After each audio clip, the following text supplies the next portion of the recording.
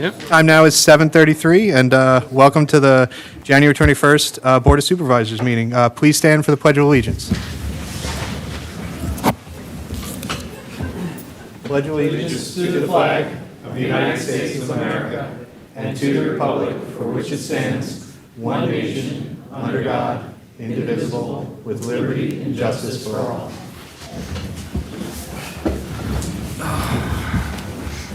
All right, so I will start with a roll call. Supervisor Coyle? Here. Supervisor Grenier? Here. Supervisor Reese? Here. And Supervisor Lewis? Present. And I am present, Supervisor Ross. So next is community announcements. Supervisor Lewis will read the community announcements. We're starting a new thing here, so take it away. All righty. Reminder during this portion of the agenda, residents and youth organizations may call to make a special announcement or contact the township at admin@lmt.org to request a special announcement to be added to the agenda. Reminder that the 2025-2026 deer hunting season is ongoing. All areas being hunted are properly posted. If you have any questions or concerns, you can reach out to the township at admin@lmt.org. The Yardley Farmers Market will be at the Community Center, 1550 Oxford Valley Road, Yardley, Pennsylvania, the first and third Saturdays of every month until April 26th from 9 a.m. to 12 p.m. Again, that's Yardley Farmers Market at the Community Center, the first and third Saturdays, 9 to 12. The Lower Makefield Township Police Department invites you to apply to our Citizens Police Academy, a free interactive program for LMT residents 18 and older that gives community members a hands-on look at modern policing in Lower Makefield Township. For more information or how to apply, you can visit the link that's listed in the agenda. Lower Makefield Township Police will be hosting a Coffee with a Cop event. That would be tomorrow, Thursday, January 22nd from 9 a.m. to 11 a.m. at Paris Baguette. That's 939 Vincent Drive. That's in the Prickett Preserve. I can tell you that Paris Baguette has wonderful coffee as well as some pastries. You don't want to miss that. Lower Makefield Township will be hosting an American Red Cross blood drive on Friday, January 30th, 2026 from 12 p.m. to 5 p.m. in the main meeting room of the Lower Makefield Township building. That's right here. You don't want to miss that. You'll want to visit redcrossblood.org and enter sponsor code Lower Makefield. And again, they do have the cookies after you're done donating blood. You don't want to miss it. It's a great chance to help others. The Kiwanis Club of Washington Crossing Yardley invites the public to an exciting evening of bag bingo on February 13th, 2026 at St. Ignatius Church in Yardley. Doors open at 6:30 p.m. and bingo, that's right, bingo starts at 7:30. The event will feature 12 thrilling rounds of bingo where players have the opportunity to win luxury designer handbags. All proceeds from the event will go towards helping underserved families and children in our community. Additional information and registration details can be found on the Kiwanis Club of Washington Yardley website. That's Washington Crossing Yardley, Kiwanis.org. Finally, Environmental Advisory Council will be hosting a free Valentine's Day lecture by Michael Wellbacher called Naughty by Nature. That's going to be Naughty by Nature on Saturday, February 14th from 10 a.m. to 11 a.m. in the main building. That's right here of the Township Building. I have one additional announcement of a personal nature before we get to the other announcement. Special shout out to a fellow Bucks County resident who has done something tremendous in our community. Kieran McTeer, he's aged 5. He's from Quakertown, Pennsylvania. He won the Pennsylvania Farm Show Best Mullet Competition. And I'm speaking out on this because I've had deep concerns because last year, someone from Maryland won the Best Mullet Competition in his age group. And I am so excited that a Bucks County resident was able to win. And if you have not seen his mullet, I urge you to visit the Bucks County Courier-Times website and view the mullet up close and personal. It is perhaps one of the finest mullets I've ever seen. So with that, there's one other additional announcement. If you'd like, I can make that, or okay. You are welcome to. Promise, last announcement. Yesterday, we were awarded an additional $1.126 million for the Taylorsville Road. This is signage and drainage project through the DECD Multimodal Transportation Fund. This is very exciting for us. As many of you know, about 2.5 years ago, we had significant flooding in the Maplevale neighborhood. What this allows us to do is extend the sidewalk that you currently see in Yardley Borough on Main Street allow us to continue along from Main Street to Taylorsville Road. As we're doing that, it provides us the opportunity to improve stormwater management for that community. That is a huge win. We almost have everything we need budget-wise for that. We have some outstanding grants to get the remainder of that. But what this means is we'll be able to start that process by the end of the summer, which is huge in terms of helping address that one. Specifically, I want to give a shout out to two Lower Makefield Township staff members who helped make this possible. Dan McLoone and Kelly Frayne were very instrumental in helping us get the grant. Obviously, we always thank our state representatives, State Representative Perry Warren, who's of course celebrating the Indiana National Championship victory, and our state senator, Sanaciro. With that, I yield back to the chair. All right. For agenda item 5. Wonderful performance. So agenda item 5, public comment on non-agenda items. Please come up to the podium, state your name, and if you're a resident of the township, and please keep your comments to 3 minutes. Zachary Rubin, 1661 Covington Road. I'd like to comment on that obscene monthly sewer bill I received the other day. So let's revisit the sale of our sewer system. Let me comment that as this board is constituted, nobody on this board voted to support the sewer sale. In 2022, prior to the sale, the previous board raised our sewer rates, our monthly sewer rates, 70% on the preceding years to make it more attractive to the sale to an entity. In 2022, the sewer system was sold to Aqua for $53 million, which was $2 million less than the bid from Pennsylvania American. Now, Aqua is part of Essential Utilities, where in 2024, they made a net profit of $600 million. Now, our sewer bill is based on our water consumption. 3 years ago, my wife and I moved part-time to Florida. Now, on a day like this, why aren't we living there full-time? There is a Latin word to describe us, mashigana. However, since the sale of our utility, our sewer bill has been raised 35%, and our use of water has diminished. So just think about this. Now, when the sale was made, the previous board said, well, Aqua is regulated by the Pennsylvania Public Utilities Commission, and they have to go in front of them rate increase. What a joke. As we all know, the PUC is not for us, the consumer, it's for the utilities. What should have been done was that Yardley Borough, Lower Makefield, and Falls Township should have created a sewer authority and built a sewer treatment plant, not in our neighborhood, in the Falls Township, the previous U.S. Steel plant, which is far away from any residential area. So I just want to remind people about the horrible decision the previous board made in selling our sewer system. Thank you for your comment.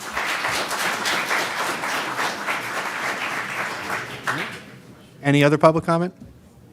All right, so we'll move on to, do we have any online? No, online. All right, so we'll move on to 6, interviews for boards and commissions. Our first one is for the 9/11 25th Year Remembrance Committee, and Dan Powell is the first one. Dan here? No Dan. Okay. Yeah, there was one interviewee that was going to be remote. I don't know if that's Okay. Mr. Powell. I don't know if we can just confirm with, I'm here. Oh, awesome. Can you guys see me? Not yet. We have a black screen. We can hear you, though. Okay. Well, That's okay. We can work this camera's on. I out. can see myself. But trust me, I'm very good looking. All right, so if you want to just take a moment to tell us about yourself and why you want to get involved in the committee, and then we'll have the board ask you some questions. Okay, sure. Yeah, first of all, thanks for accommodating me tonight, guys. I'm traveling for work. I'm in Indianapolis, so I appreciate the instructions to dial in. I'm a 14-year veteran, or resident of LMT. My wife, Michelle, works part-time at Woodside Preschool. I have two girls.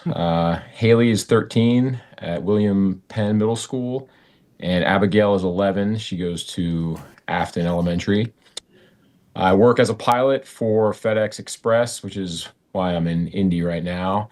And I am finishing up a 22-year Air Force career right now in the reserves, planning to retire towards the end of the year. That's me in a nutshell. As far as volunteering for the 9/11 Remembrance Committee, I was working in the airline industry on 9/11, living outside of DC. And like I'm sure a lot of you, that day seems like it was only yesterday. I'll never forget that day, but for my kids, obviously it doesn't have the same importance to them, I guess. And I think that it is really important that my kids and future generations have a healthy respect for that day and the sacrifices that were made and the losses that were made, especially those felt within LMT. So I'm be honored to help out on the committee in any way that I can. I've done a lot of volunteer work in the community already, but I've got plenty of free time on my hands now. So yeah, I'm yours if you guys want to use me. All right, thank you. We'll start down at the end. Judy, do you have any questions? I'm going to defer for a few minutes. I'd like to Okay, listen. no problem. Supervisor Lewis? Just a quick question. There's no right answer. Do you have any family members who were directly impacted from the event or close personal friends? I mean, impact is an interesting word. I mean, I have lots of friends and a few family members that were in Lower Manhattan on that day. I have other friends that worked on the recovery efforts. I didn't personally lose anybody, but so I don't know. Yeah. I don't know if that's yes or a no. No, that's fine. And I generally I ask that because those with direct experience, sometimes it's extraordinarily emotional, that process. So that's fine. So that's all I had. It was Yep, Dan? First of all, thank you for your service. I'm a member of a military family, so I appreciate what you're doing. Can you talk about, you mentioned some of your local volunteerism. Can you give us a little background on what volunteerism you've been doing in the community and how that may apply to service on this committee? Sure. Yeah, I mainly was involved with the YMS program as a coach. I coached both my daughters basically until they lost interest. And currently, most of my volunteer work is taken up at St. Ignatius. I'm a member of the Knights of Columbus, and we're always doing stuff over there, pancake breakfasts and traffic mediation on Sundays, and getting ready to take on a pretty big renovation project over there. I don't know if there's any parishioners on the call, but looking to replace the roof, and I'm going to be involved in that. So that's the bulk of it right there. Okay. I don't have any other questions. I'll let other board members go. Supervisor Coyle? Yeah, Dan, obviously, thank you so much for your service. It's 22 years that you served in the Air Force? Yeah, I'm still in. I'm a reservist. I'm not really doing a whole lot these days. I have a telework assignment I won't bore you with the details of, but I spent most of my time flying up until my airplane got retired 3 years ago. But just getting ready to retire from that. So I shouldn't ask how a pilot teleworks, right? Like I can leave that one aside? Well, that's a great question, and I'm no longer classified as a pilot in the Air Force. Understood. So my wife is very happy about that. I miss it, but I get to fly for FedEx, so there you go. Yeah. No, Dan, I don't have any questions other than just to say, if there's something that you wanted to express to us that you didn't have a chance to in your opening remarks, if you missed something that you wrote down that you wanted to say, please feel free to take a moment to do so. But, thank you for your service. I have a great amount of respect for what you and your family gave in your time in the military. Yeah, thanks. No, I don't really have anything else. I know your time is precious, but I would like to volunteer on this committee. I think, especially given the, connection that LMT has to that day, I think it's something that's very important. All right. Well, thank you for your service and thank you for applying. We're doing interviews at this meeting and for our next meeting, and then after our next meeting at the end, we're going to do all the appointments for that group. So Okay. Thank you very much for coming out today. Have a safe flight. Thanks. I'll leave the room then. Thanks, Dan. Thanks, guys. All right. Our next interview is John Hughes. If you're here or online. All right. Perfect. Just have you can have a seat there. You don't have to stand at the podium. All right. Perfect. Good evening, ladies and gentlemen. My name is John Hughes. I've been a 30-year resident of Lower Makefield with my wife Helen and my two daughters, who also played YMS soccer until they got bored, but that's okay. I am a U.S. Navy veteran, 6 years active duty, Vietnam era. I am a retired FBI agent of 24 years. I served at 9/11 on Ground Zero and at Staten Island for 6 months afterwards doing the recovery. I met all the families in Lower Makefield with the police chief from Lower Makefield at the time, Mr. Caluzzi.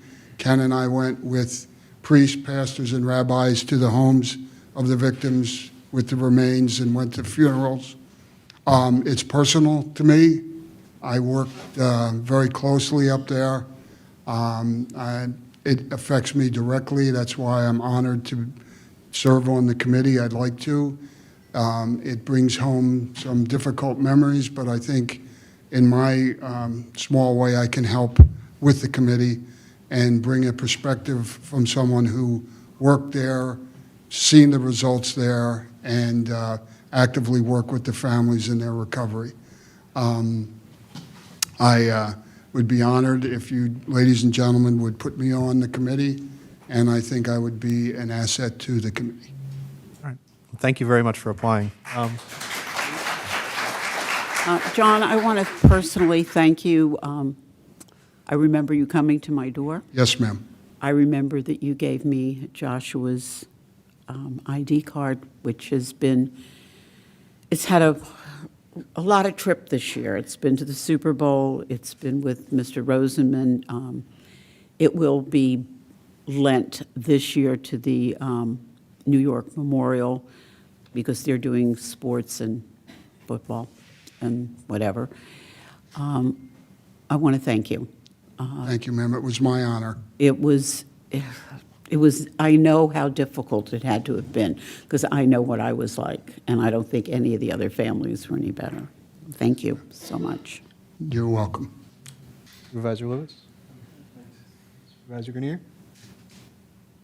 I just want to say thank you as well. What you went through that day and afterwards and how you helped others is just phenomenal. I can't imagine. So thank you. Thank you, sir. Supervisor Coyle? I have a very dear friend who I've been talking to a lot about this event in the run-up, and I've said to her several times, I'm a parent, and I never want to imagine what she went through. The service that you performed, the work that you did in Staten Island, it's heroic, and I thank you on behalf of this entire community. Thank you. Thank you, sir, for your kindness. Yeah, thank you very much for everything you've done and will hopefully do in the future. Thank you, sir. Thank you. Thank you. Have a nice evening. All right, and the last one for the 9/11 Remembrance Committee is Frances Thompson. Hi. I'm Fran Thompson. I've only lived in this area for 1.5 years, but this is important to me. I was actually in the World Financial Center. I worked for Merrill Lynch at the time, and I was 9 months pregnant. My daughter was born on September 19th, so it's I have a lot of coworkers and people that were there and involved and impacted by the event. So I wanted to see if I can help out. All right, thank you very much for applying. Do you have any questions, Supervisor Reese? I assume you came from the New York or North Jersey area to come here? Yes. Welcome. Yes. And I would assume you were probably on maternity leave that morning. I was not. You I were was not. there. I was on the 30th floor of the World Financial Building. Yes, I know where you are. I'm very familiar with, We walked down 30 flights, Flights and of people steps. were joking, saying they were going to carry me, and I was like, no, you're not carrying me. I'm glad you did get out. Unfortunately, my son's group did not, including someone who was supposed to leave for maternity the next day. Oh, how Yeah. horrible. She was literally 2 weeks from her due date. So I do understand, and I do understand having children walking down 2 flights of stairs could be a bit, but 30 is a lot. I appreciate that you want to work with us, and I think you could bring a different perspective for us. Thank you. Supervisor Lewis?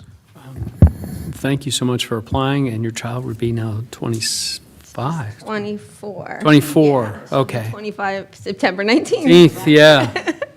So, well, thank you for applying. Supervisor Grenier? Supervisor Coyle?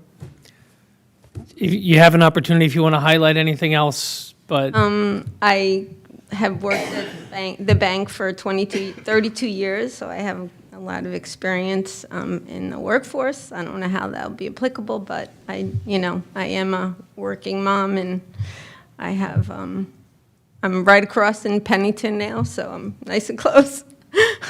So it's nice. thank you for standing up and volunteering. Thank you. Thank you.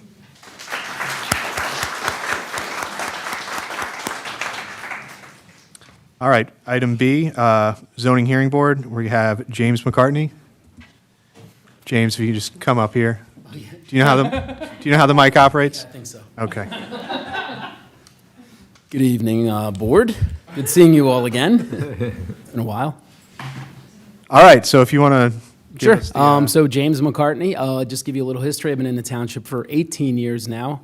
I served on the zoning hearing board for 7, and then I sat as a supervisor for the prior 6.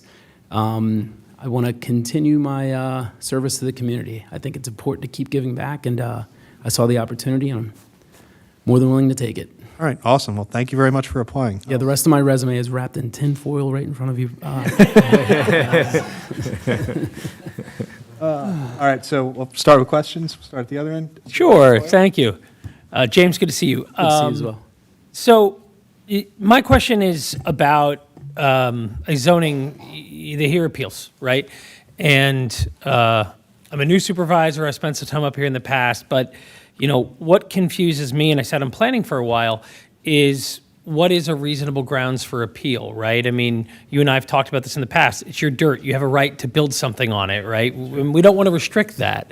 But is there, in your mind, is there a limit to, are you allowed to build whatever you want without regard for your neighbors or for the suitability of the lot? What's your perspective on Sure, that? so I think that the job of the zoning board is just basically to interpret what the ordinance is. So the job of the board is to change the ordinance and make the ordinance what they want the vision of the township to look like. So if there's things in the township that the board wants to change, they change it in the ordinance, and then it's our job to interpret within reason. Most of the variances that were approved while I was there were pretty simple.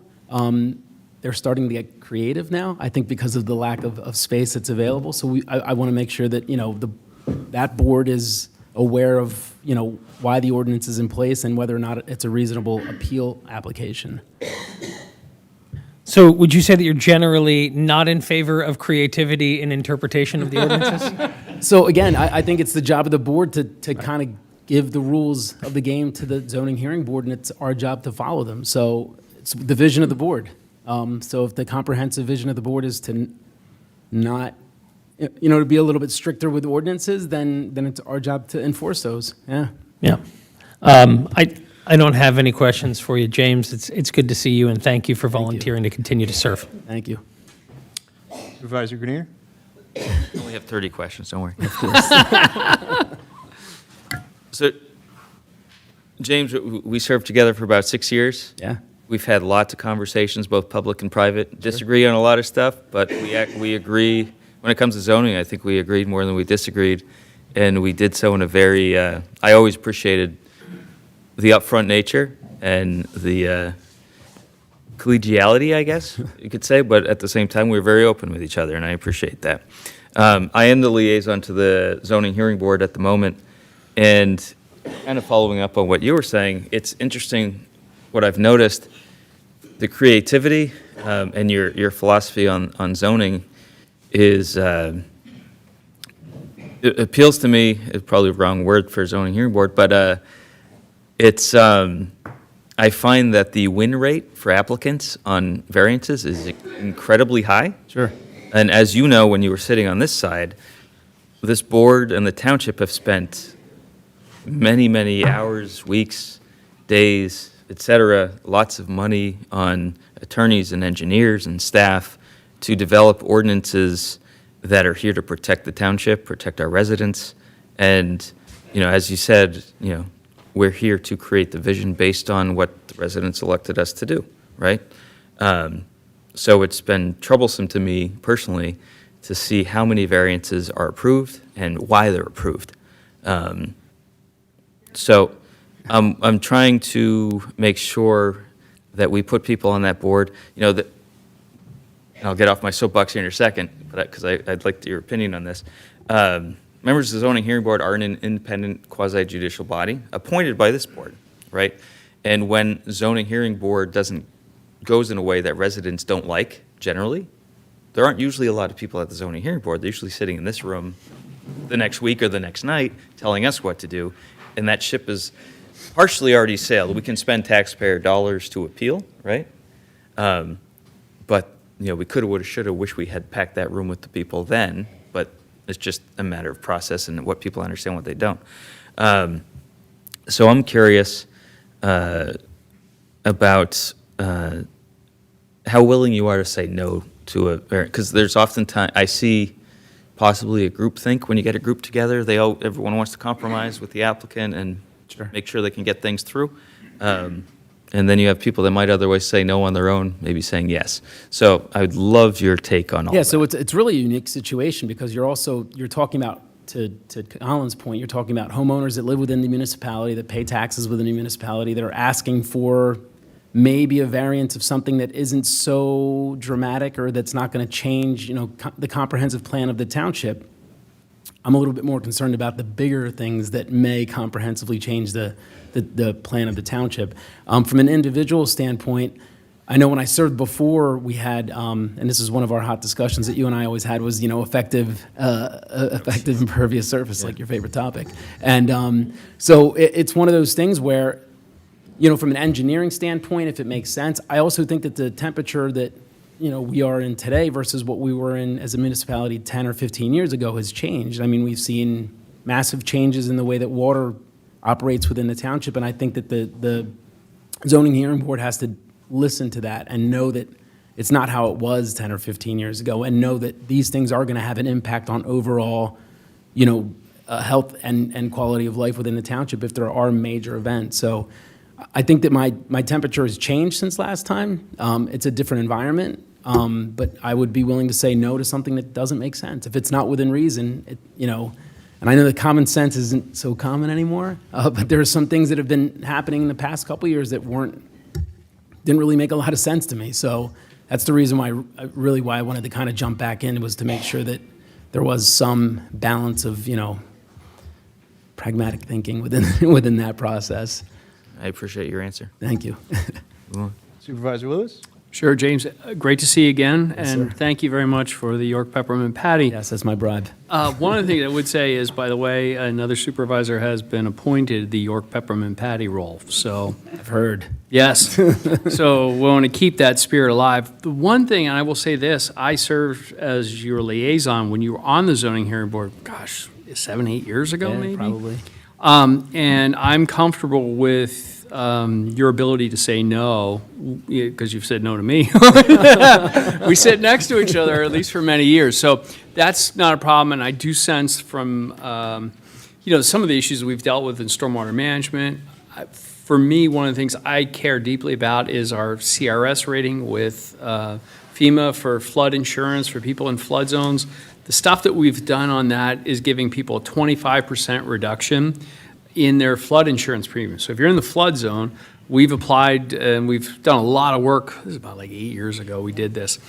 And I'm militant about keeping that. And so everything we do on that is we have to be extra, and you know the drill. That's what I'm hoping for. Like I said, there'll be cases, I've seen you where there have been good compromises that you've worked on and times when you've been tough when it comes to, there's not real hardship. So I appreciate that, and I'm okay with you disagreeing with me because it's good for you to be independent and have your own thoughts. So generally, in my experience, because I've known you too long, I don't really have any good questions for you, other than to say thank you. Thank you. And thanks for the peppermint patty. Enjoyed it.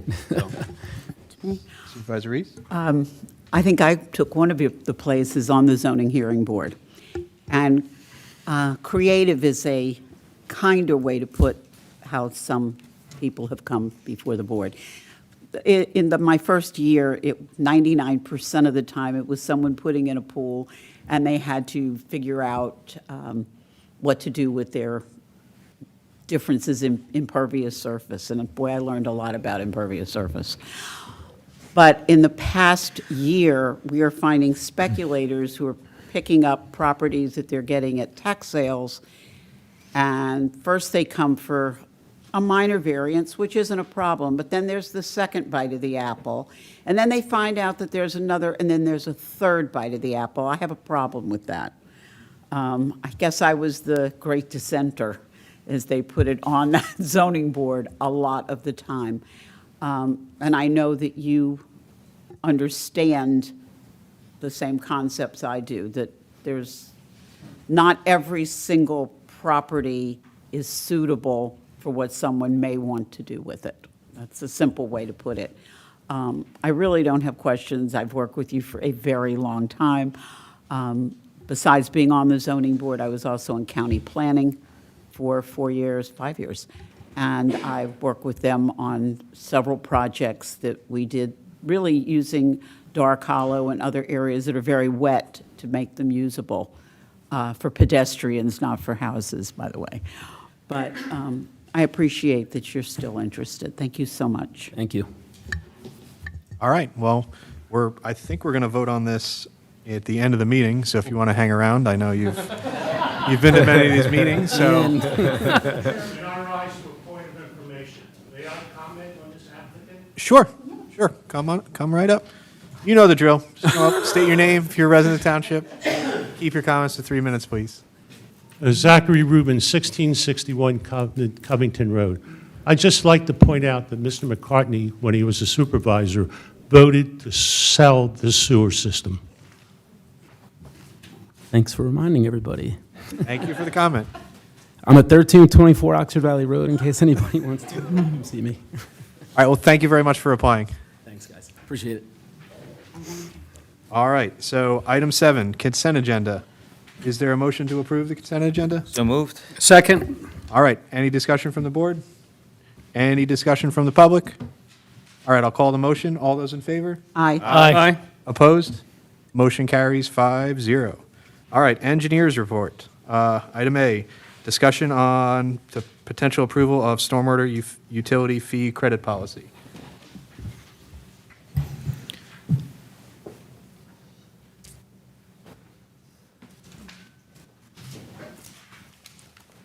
All right. Is it going to link today? We'll find out.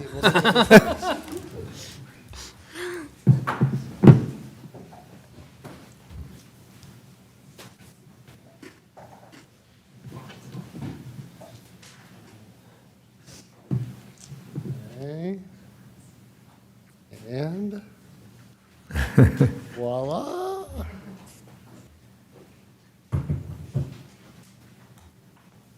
Solid white. Solid white. It is solid white. Got it now. Oh, here we go. All right.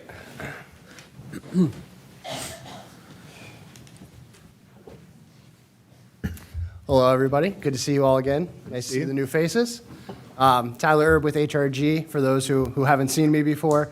we've been working with the township to implement a stormwater utility program.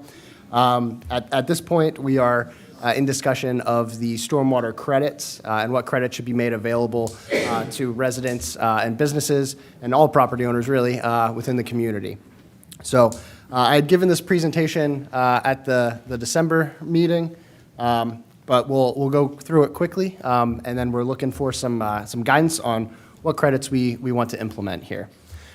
So, there's kind of two different credit options, we'll say, broadly speaking. There's, the defensibility requirements, which we would classify as the low-impact parcel, structural BMP, and stormwater partnership credits.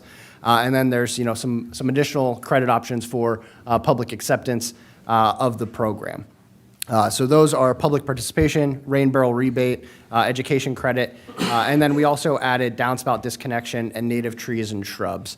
Those are bolded because they weren't originally discussed, but at the direction of the board, we did look into those and determine that those are some good non-structural BMP type credits. So a low impact parcel, that would be any parcel that has less than 3% impervious area. So it doesn't necessarily have to be fully vegetated with trees, but open space. That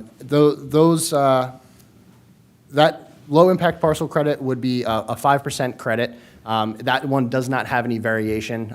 Most of the other credits do, but it would just be a 5% across the board for Tier 1 and Tier 2 properties. To calculate that, we take the total IA divided by the total parcel area. Actually, one other thing that I want to note here is this credit would be automatically applied for all properties that would be eligible as of the flight and impervious area data set collection. Peak rate and volume control structural BMPs. So this is kind of anything that you would need to implement as part of a development plan. Stormwater basins, rain gardens, things of that nature, anything that is designed to capture and mitigate stormwater. Eligible properties would be both Tier 1 and Tier 2.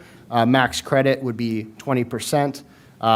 There's a split in this credit for 5% being peak rate and 15% being volume. And then this would be something that the property owners would need to apply for. This credit is also a variation, so you can get anywhere from 1 to 20% depending on what you have on your property.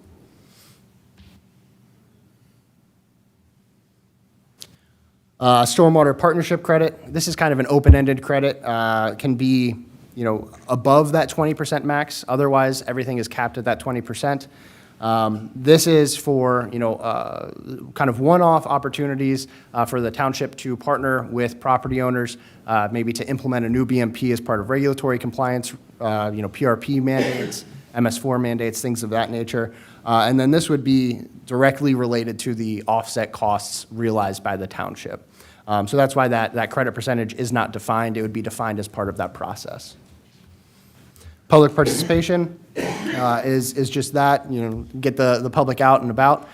This is creditable because it is a requirement under the MS4 program. The max credit would be 10%, and 1 credit hour is 5% per billing cycle. So if you go out and work for 2 hours, you would get that 10% credit. And this would be per property. So if you have a family and everybody goes out for an hour, you aren't able to double dip there. It would be still at 10% max. Rain barrel rebate would be a one-time $100 rebate. This is for rain barrels. As far as the size and design and things go, we haven't really defined that as aesthetics for each property are their own. But the one-time rebate would be for that property and would not be available unless that property would be sold to another property owner. Education credit. So this is the education of stormwater, which is also an MS4 requirement. This would be for private and public school account holders. Max credit of 10%, and then it would be a curriculum that is required to be approved by the board on an annual basis. I say the board, but you could elect that staff is able to approve that based on your guidance. So some examples of that, student posters or science fair projects, classroom lessons, take-home materials, things of that nature. Downspout disconnection. So this is one that we added. So this would be for all downspouts being disconnected from downstream impervious area. This would only be eligible for Tier 1 properties, 5% max credit, and all of those downspouts would need to be disconnected and discharged to a pervious area with at least 20 feet of vegetated flow path. So that is, you can't disconnect it and and have it discharged, onto your driveway in 5 feet. We need some space there to allow that water to infiltrate. Quick question. What does our most recent ordinance say about downspout connections, whether they're allowable or not? I don't remember. The stormwater ordinance? Yeah. Yeah, as far as the most recent DEP ordinance recommended or required, depending on how you read it, that downspouts not be entering the stormwater system directly. So I would assume that your ordinance says that. However, I have not reviewed that specific. So that was a primary basis of our ordinance, so that's what I assumed. So is this one that really anyone should be getting because they're not supposed to be doing in the first place? The way DEP defines downspout disconnection is different than how we're defining it here. So that's kind of where that variation is. For DEP, as long as it is not directly entering the storm system, it is considered disconnected. So, if this is an inlet and you have your downspout here and you have a little bit of vegetation, it's technically disconnected. As far as DEP is concerned, we are not allowing those types of disconnections. Okay, so there's a chance, though, saying there's a chance, that people who are following our ordinance because they're not right near an inlet, let's say, right, it's not their house and they got a big yard or something that water would have to flow through, that they would get this would be a low-hanging fruit. Correct. Okay. Yes. The next credit is the native tree and shrub credit. So we have trees on here, but we have shrubs at a 4-to-1 ratio. But this is for planting native trees and shrubs in accordance with the township native plants list. If you plant 5, you get 5% credit. 10 would be 7.5%. 15 would be 10%, up to that maximum 10% credit. This is for new plantings, and then it's pretty much how many you plant is the credit you receive there. So that is where we are at. Next up, we have the finalizing the credit and appeal manual, which hopefully we can get one step closer to tonight. And then, continue public outreach and the billing implementation. So I'm happy to discuss any of those, go into more detail, or answer any questions. Does anybody have any questions or comments from the board? I have a couple, but Dan, you've been at this longer, so.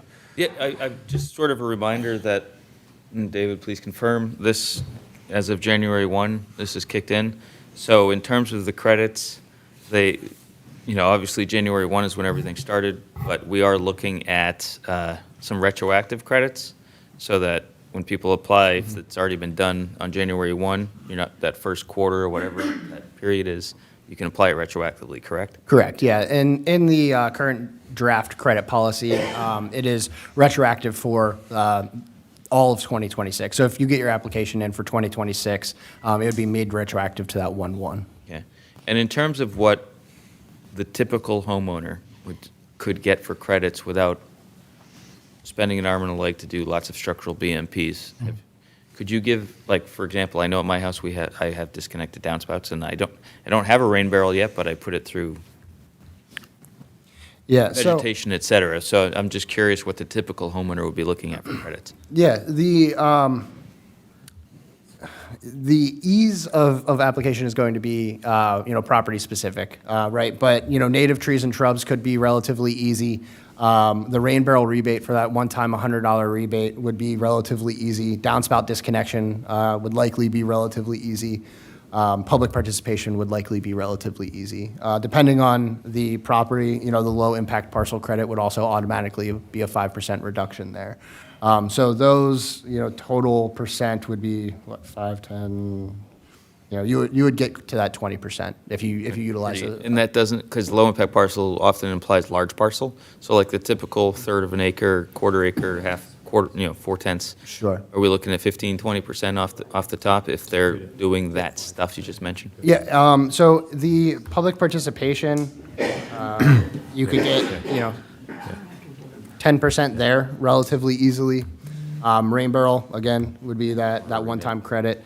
The downspout disconnection would be 5, so that's 15 pretty easily. And then if you can plant some trees, that would get you to 20. I already planted all my trees. To find some more, I guess. Yeah, so that was in part some of the discussion that was occurring regarding existing trees versus, new trees. I don't know that we got definitive direction from the board on that issue. I know it was a topic of conversation the last time we talked about that issue. We don't want people cutting down trees to plant new trees so they can save it. And that was the example that was used. I will tell you that when my development was originally built, it was a requirement that you had 2 trees of a certain caliber in your yard. Now, I know that some of the trees have gone, and some people have had some root issues with their, including my son and myself, with roots in our water pipes. So trees have gone out. Usually they've been replanted, but in some cases they have not. And I think it was, considering how old my house is compared to some here, it was quite a foresight to have us being to plant the trees.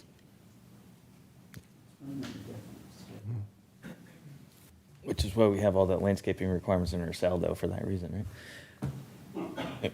A lot of trees. Judy, how long have you been here now? We're in our house I was in the house a little over 50 years. Same house. That's all the questions I have. Vice Chair? Yeah, so 20% is the maximum credit that anyone could achieve. Correct. Outside of the stormwater partnership. Okay. So I could achieve 20% by planting 15 native trees, disconnecting my downspout. I can get to 15%, right? Doing those 2 things. Correct. And that's just like, it's only 5% away from a structural stormwater management, which is a significant financial investment. So I just want to understand, I don't know. I mean, I don't know if this is a question. That seems to be a bit strange to me, right? That planting 10 trees, and I could go and take some classes with my family, and I could get to the same percentages of property that's invested a lot of money. Well, give my 2 cents if you don't mind. The structural BMPs, there's something like a rain garden or something like that. Those are actually fairly simple to build. And we can actually teach people how to do that pretty easily. Philly Water Department has a backyard buffer program that shows people how to do that. I used to run, as a consultant, I used to run that for years. Very simple stuff to do. You have to do it right, but relatively simple. So it's not necessarily as heavy of a lift as you might think, but I do think it would require, as would a lot of the stuff, doing outreach to the public, which just by doing the outreach, they can probably get some points, some percentages there too, right? So it's not a 5-acre stormwater pond with culverts and inlets and outlets like we might look for an HOA development or something. Well, and HOAs are what I'm thinking about, especially as we have no new proposed developments within the township that will be managed by HOA, and the requirements on them for managing stormwater are a lot above what would be on my home. I understand stormwater is everyone's burden. It seems, to me, it just seems strange to have those 2 so close in the credit. Yeah, just for sort of the benefit of the board, I don't know if you want to talk about sort of the fixed versus variable sort of component to maybe provide some context. And then some of, I think, what Colin is expressing is created by the number of credit options that are currently proposed, and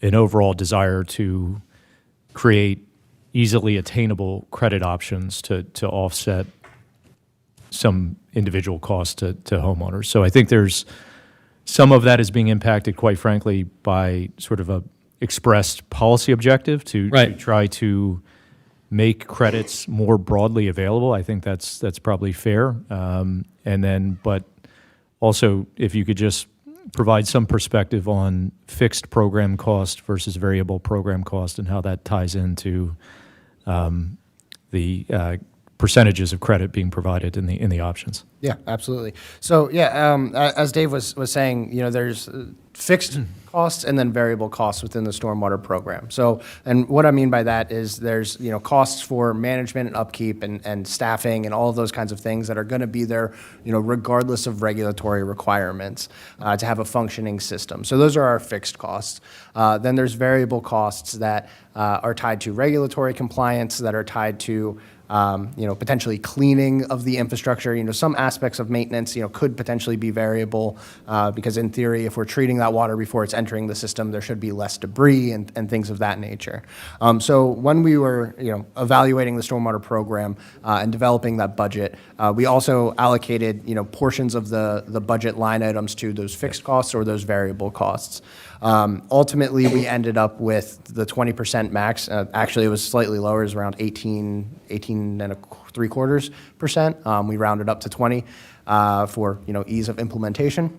But the variable costs are being offset, at least in theory, by these credits. So that's how we're able to offer those credits. If properties have structural BMPs and things of that nature, that is potentially less regulatory work that will be required by the township. Similarly, if there are more education being done by outside forces, that's less that the township would need to do to meet their regulatory requirements. Similarly with public participation, those kinds of things. So we were taking parts of the budget and allocating, those portions, and that's where we got to that 20% max. And then, as Dave was saying, we added in, some of those, public acceptance credits to ensure that all property owners would have the opportunity to reduce their stormwater fee. I have a question. Like I said, I've been in my house 50 years. I'm not exactly sure where I could put another tree. I'm one of those. My excellent. deck surrounds a tree that I refuse to have cut down. It was a battle. But that's something that does concern me. People that have been in their homes, I mean, there may literally be nowhere else you could put a tree, or probably even, I'm not sure there's anywhere else I could put, I guess I could put a couple of shrubs, but I'm not exactly sure where. And some of us, like myself, have put in considerable amount of stormwater management, trenches, which they're not as bad as they sound.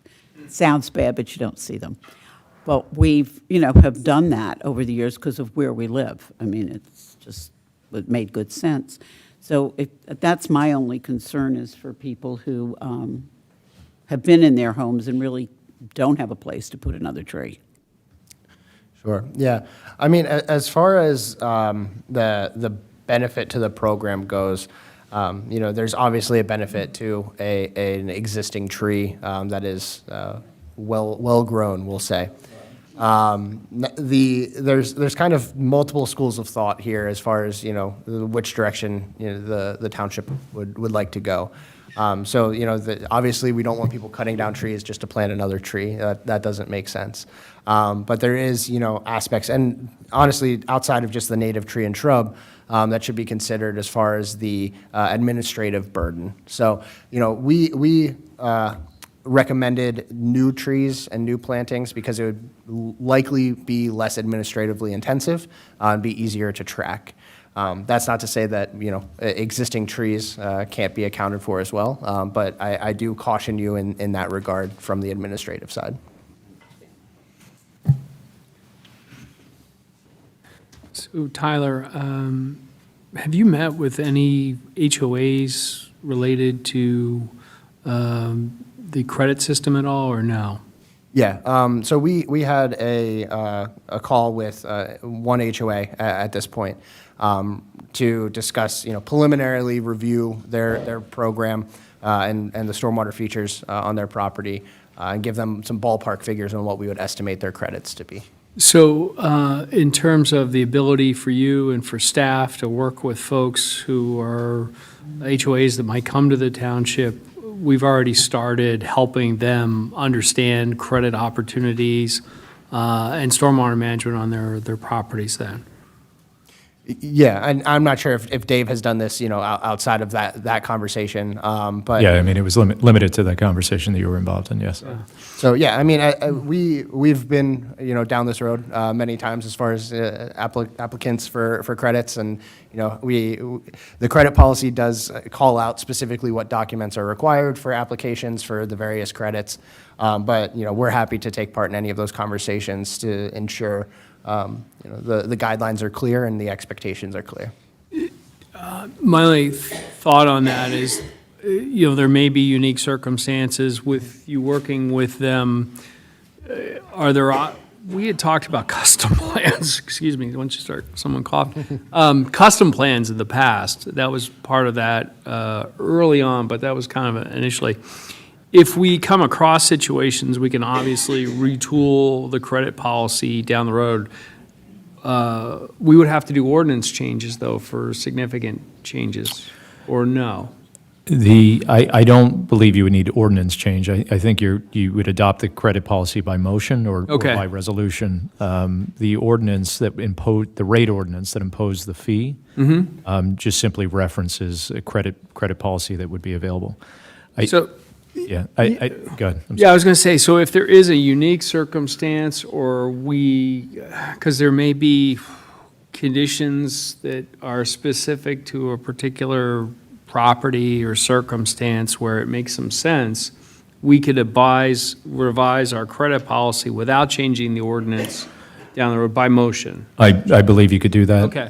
Additionally, I would say that, you also do have that, and we talked a little bit about this, you do have this stormwater partnership credit, which provides for perhaps recognition of unique circumstances. The one thing I would say, just as sort of a cautionary note, and it is what it is that as you continue to diminish the revenue that's being realized in order to support your obligations, then you're ultimately affecting the rates that are going to have to be charged in the future to meet those obligations. Again, these are not fictitious or hypothetical obligations. The township, just as part of its current permit, has obligations for construction projects that are upwards of, at this point, probably $5 million. So the program, which, in its infancy was largely administrative in nature, has now transitioned to actual physical improvements to the system. Beyond that, as we know, beyond regulatory compliance, given the age in which the township urbanized, and I'm using that in terms of development activity, a lot of its system, which consists of hundreds of miles of subsurface utility infrastructure, has not had a reoccurring revenue stream. And so this, in addition to regulatory compliance, this is also a quality of life issue for the community. Having the ability to invest in the infrastructure in order to effectuate or maintain quality of life that's realized here in the township. Again, most of this developer installed at the time of installation. I think I can bring Derek up here and he can talk about just completely rotted out subsurface infrastructure that ultimately is going to need a reoccurring revenue stream to replace. Yeah, I think as it relates to that, we realize there are going to be unique cases that we'll review, but we also have a duty to the community to make sure, that they don't suffer flooding damage, and that we make sure our infrastructure is sound. So that balance, we're definitely up for ensuring that we deliver on that, because, like I said, I don't want to ever walk into someone's backyard again with 15-foot sinkholes and their Harley-Davidson in mud. So we want to make sure that, we'll do that. But we want to be flexible, I think. And so I'm glad staff is meeting with folks and offering opportunities. So I know we're still working through that, but I urge folks who might be concerned in the community that we want to work with you to find something that accommodates. We have to balance sort of the fairness for the entire community and unique circumstances. So, and board members, I think, don't have clear answers on each parcel and each circumstance. So if you come up to me in the grocery store and you tell me what your IA is and your parcel number, I'm not going to know on that. So we want to urge you to keep working with folks and to come up with stuff as we see, you know. Yeah, I think the other thing is that, much of what's done is to ensure minimum compliance, right? So, managing a 2-year storm, for example, because that's the standard that's being imposed, that's a 2-year storm. That's not managing a storm of greater frequency or intensity than a 2-year storm. So it is not typical for a developer to overbuild facilities. It is generally typical for them to install facilities that meet the requirements and achieve compliance, not address some of the other things beyond compliance. So I think that's an important distinction as well. And I think, David, to your point, historically, up until very recently, a lot of those developer-installed stormwater management BMPs were volume only, not water quality. And what we saw over decades is large basins that hold water and release at a certain rate that to manage the hydrograph. And what happens is they hold water, but it keeps the peak down, but you still have the same amount of volume, so it extends it for many, many hours, if not days. And that has an incredibly erosive effect on streams. That's why you see streams that are incised banks, they look like this, and you have major erosion problems and water quality issues over years. So a lot of the work that we're doing relative to the stream impacts that we have to do based on DEP mandate are to fix those issues. We're looking at basin retrofits for those old, outdated basins, and we're, in addition to all the stuff you don't see in the roads, the culverts, the outlets and the inlets, et cetera, that eventually, no matter where we pick up the stormwater, ends up in our streams and waterways that have that effect. So it's, we really are, every drop does go somewhere in the watershed. But with that, would you like me to make a motion? Hey, if I just may ask a question on the slide that's in front of us? Do you want the motion? So because we keep going we keep going with board comment with motion too. Sure. You want me to do it? Absolutely. All right. I'd like to make a motion to approve the stormwater management, the Lower Makefield Township Stormwater Management Program Credit and Appeals Manual. A second? All right. Any discussion from the board? Thank you, if I may. So the stormwater partnership slide is up here. It says max credit is TBD. So if a property owner is able to demonstrate, hey, we actually spend significant ongoing money to meet extra standards, yada, yada, they could meet with a body within the township and negotiate a higher credit above the 20? Is that accurate, or 20 is the cap? Yeah, so for structural BMPs and volume, rate and volume BMPs, the cap is 20. That's not to say that, the conversations can't be had in that regard. I would say it would be atypical that a partnership credit would be done for a structural BMP that is currently in existence. But that's not to say it can't be done.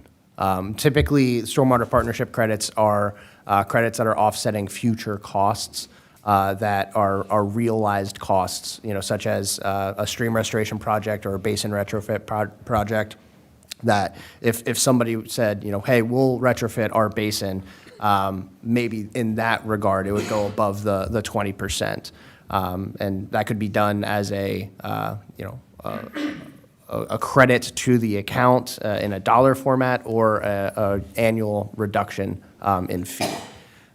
So as far as the typical structural BMPs, I would say it would be unusual, but that's not to say it can't be done. Okay, and that decision is made by this board, made by whoever the township is hiring to administer? My understanding is we make the decision, but it's based on like anything else, right? We get guidance from the consultant and staff as to how we should apply that. Okay, thank you. Yeah, I think the ordinance was written in a way that to the extent that you determine to delegate authority, you have the latitude to delegate authority. However, you have no obligation to delegate that authority. Yeah. Is that correct? That is correct. Is there any other questions from the board? Any questions from the public? All right. That's fine. Just please come up to the podium, state your name if you're a resident of the township. Please keep it under 3 minutes. My name is Michael Noble. I live at 1671 Renaissance Boulevard in Yardley. I'm also a newly elected member of the Regency at Yardley Board of HOA. So my presentation that I have here is going to be a little longer than 3 minutes, but I have 3 other speakers who are firmly committed to being a lot shorter or briefer than I am. So if you don't mind me, I'll just go a little bit over 3. The Regency Yardley is a 55 plus community built by Toll Brothers.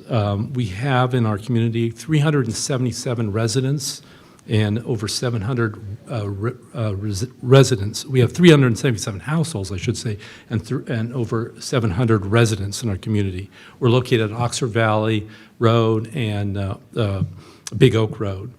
The new stormwater management fee structure, as it's going to impact our community, is going to consist of a $8.50 monthly fee for each resident in our community billed quarterly, plus a $2,800 a month fee that is going to be addressed to the HOA in general. In total, together, these fees amount to just over $72,000 a year for our community and homeowners there. Now due to the special circumstances in our HOA, we are going to ask you, and we're going to go over these special circumstances in just a second, but we're going to ask you for a much higher credit than the 20%, much closer to 100% fees, rebate or credit is what we're looking for, certainly in the special partnership category. Now, I'd like to go over some of the key reasons why we're looking for this request. Going back to the original land development plan for our community, that was prepared by Gilmore and Associates, a civil engineering and environmental engineering company based over in Doylestown, and approved and recorded in 2011. An important element of that development plan called for the provision for design and construction of an extensive stormwater management system for the community that would meet all applicable local, state, and federal regulations. Among these regulations are the requirement for a peak rate control of 2, 5, 10, 25, 50, and as much as 100-year peak rate management, so that we would reduce the overall stormwater management to pre-development levels. To achieve and satisfy all of these government requirements, Toll Brothers constructed and implemented a long list of structural and non-structural BMPs, as you call best management practices, as found in the Pennsylvania Stormwater Best Management Manual. And these BMPs are listed, the ones that were specifically implemented for the Regency group are listed on page 2 of the letter from the Bustamante engineers that I believe you all have. Among the BMPs that Toll constructed for Regency are over a dozen rain gardens for rate, volume control, water quality, and groundwater recharging purposes. There's also a number of retention basins for rate and volumetric control. It's, I believe, a pretty impressive system overall, and we'd be very happy to show it to you if you ever want to take a tour over at our place. So you're actually over the 3 minutes now. What I would recommend, though, is Yes. that if you set up a meeting with staff, and you can go over it with staff and the engineer and myself if you want, and we can go over everything and kind of talk about it. And Yeah, but may I borrow time from our presenters? No, but anybody else is welcome to come up. It's just, we just try to stick to the rules, so Okay. we're fair to everybody. Okay, good. All right, thank you very much. Thank you, but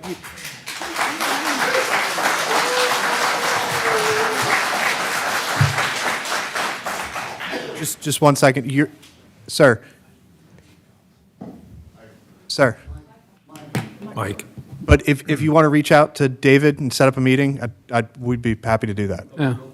Okay, perfect. All right, thank you. Good evening. Bob Nemiroff. I live at 89 Lavender Drive, Regency at Yardley. And my purpose for being here, along with many of my neighbors tonight, is to really encapsulate or highlight some of the main points that I gleaned from the report that was prepared by Bustamante Engineers. And I'll start generally by saying that the overarching objective of any stormwater management plan is to protect and restore the water resources in our community. Specific stormwater management objectives include meeting stormwater release rates for various rainfall frequencies, which in our case, for example, peak rate control for 2, 5, 10, 25, 50, and 100-year peak rates, for reducing downstream flooding, for reducing volume runoff, reducing rainfall pollutants by groundwater recharge, all in accordance with Lower Makefield Township land development, subdivision land development, and stormwater ordinances, as well as applicable EPA, DEP, and Bucks County Conservation District requirements. Mike referenced the Bustamante report from January 16, 2026, which I presume the board has read. And the findings that Bustamante made, and by the way, Bustamante is the stormwater engineer for our community. And we specifically asked them to weigh in on this subject of credits. And I just want to highlight their findings. Number one, the Ray stormwater system is designed to meet all of the legal requirements with very little cost exposure to Lower Makefield Township, which means Lower Makefield Township doesn't have to do any work in our community because it's already been done with regard to our stormwater system, which is in fact in full compliance with all federal, state, county, and township requirements, and I might add, at significant cost to the residents of Regency at Yardley. Full compliance was achieved because of the state-of-the-art system, which captures 90% of the sediment and pollutants at a minimal annual cost to the township and offsets 83% of the 2-year runoff increase from impervious surfaces throughout the Ray community. The bottom line is that Regency at Yardley residents have already spent the money to comply with the legal requirements for an effective stormwater management system. The money's been spent to install legally compliant BMTs, which relieve the township of the obligation to do so for our community. Just quick reminder, you're approaching your 3 minutes. I'm almost done. Okay. Limiting the rate credit to a maximum of 20% is therefore, in our opinion, respectfully, inequitable. And if the board is intractable on that point, what we have essentially is our community being asked to subsidize the stormwater costs for the rest of the township to some extent, which is also unfair. So please, read carefully the Bustamante report and consider either exempting the Regency at Yardley community from stormwater fees or a credit much larger than 20%. Thank you. Thank you for your comments.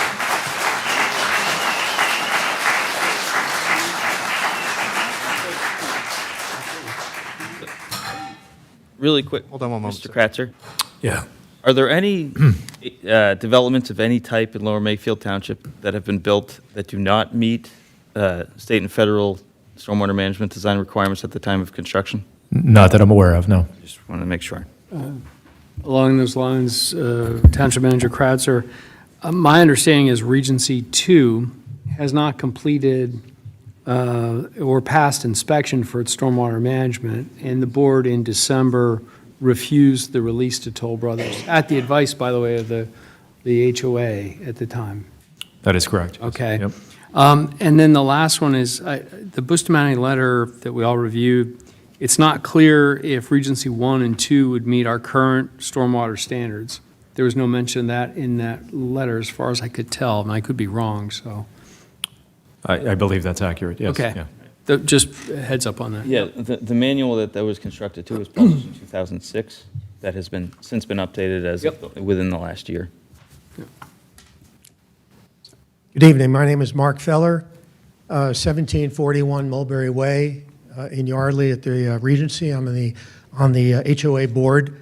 I'd like to first thank David Kratzer for his help and his input and the time he spent with us having some preliminary discussions about this issue. He was really very responsive and very helpful. But we still feel there are some fundamental inequities in this system, as Mr. Nemiroff mentioned. On public residential streets in the township, as opposed to large communities such as ours, residents are not being charged for the impervious area of those streets. That's not factored into square footage. So we're curious how that cost is being borne, or is that runoff cost just factored into the overall cost of the township storm water management system and spread out among all residents? In our HOA, we are potentially being charged for the IA of our streets. And we feel this is fundamentally unfair and inequitable. We're being treated differently than other residents who are not being charged essentially for the runoff from their streets. Now, how are we being charged for the runoff from our streets? That is factored into the HOA fee. The determination of how much the HOA would pay takes into account the square footage of the streets. That's what we've been told. And that charge is passed down to the residents through our HOA fee. The township ordinance, I believe, was well-drafted. As a lawyer, I compliment the draftsperson. It was well-drafted to provide flexibility on rates, tiers of properties, and credits. And there is no cap on the credits, as Mr. Kratzer indicated. And in light of the report of our engineers and some of the points that we're making this evening, we urge you to defer your decision on the amount of the maximum credit until you and HRG and the Bustamante folks could evaluate both points of view, the engineer's report, and strongly suggest that perhaps the two firms could meet in the near future and discuss what credit is an appropriate amount. So we think that the 20% credit, where did that number come from? It looked like it was backed into. You looked at the total cost of operating the stormwater system, figured out, looked at the number of residents, and then figured what could the maximum credit be and still support the total cost of operating the system. I understand that in the projections there was a 3% credit that was built in as sort of an estimate of what the average credit might be spread over the entire system. But as Mr. Lewis said, we think we are the unique situation.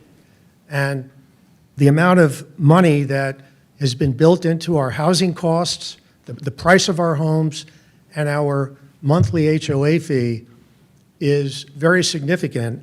And with the with the stormwater fee that is being proposed, we would end up paying twice for some of the same remediation.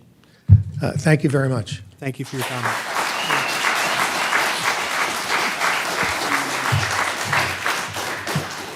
Mine will be short.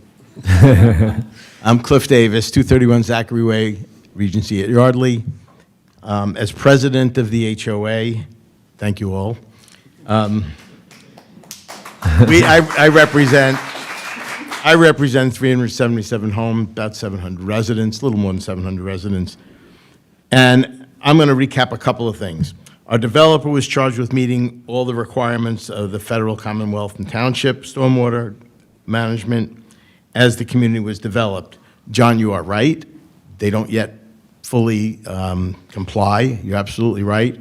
The one area we have is that they hold water too long, 2 or 3 of them. That's a problem. That's really a problem for residents, especially those who don't like mosquitoes. And so we're working on that with HRG and with the township, and they have been incredibly helpful in moving that along. So we do have 16 rain gardens, 2 retention basins in the community. they will meet the requirements, otherwise an NOT will not be issued. So they will have to meet those requirements.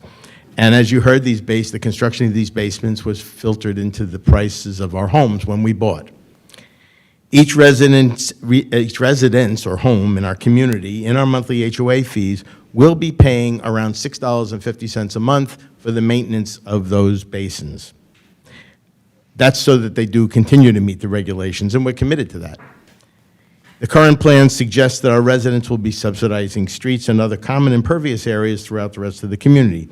So the point is that imposing these fees, even with any credit, will amount to the residents paying 4 times for stormwater management. I'll tell you the 4. The initial purchase price, the monthly maintenance fees for the HOA portion, which is about $6.50 a month per home, the individual resident township fees, which is $8.50 per month per home, and the individual resident monthly HOA fees, which will include the township charges to the association, which is $2,800 a month, and that relates to $7.50 per month per home. So what we ask is that you recognize we have a fully functional, or will have a fully functional stormwater management system, as indicated on the report, possibly exceeding anything else in the township. Can't be sure about that. And we're absorbing all those costs.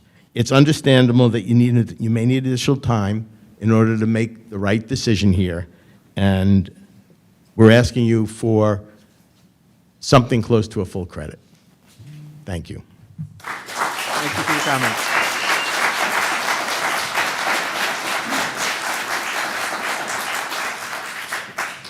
Any other public comment here?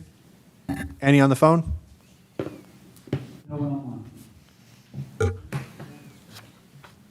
Come on up.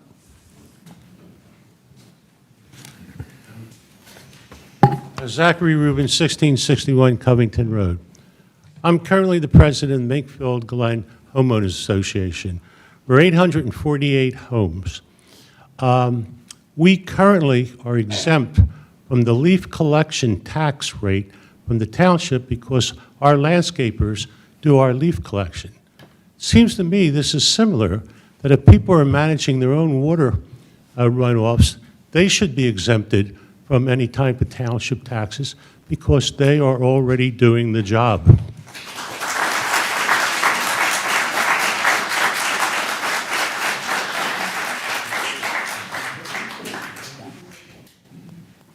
All right, any other public comment? All right, with that, I'll call the motion. All those in favor? Aye. Aye. Opposed? Opposed. All right, the motion passed. Opposed. 4-1. All right, next item, number 9, manager's report.